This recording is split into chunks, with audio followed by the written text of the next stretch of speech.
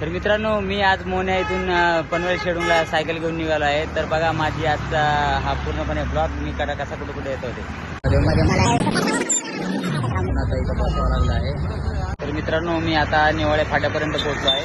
अजून मला निवाळे फाट्यापासून तर शेडूंग पर्यंत सायकल चालवायची आहे. खूपच लॉंगचा रूट घेतला मी. जवळजवळ 49 किलोमीटरचं रनिंग आहे.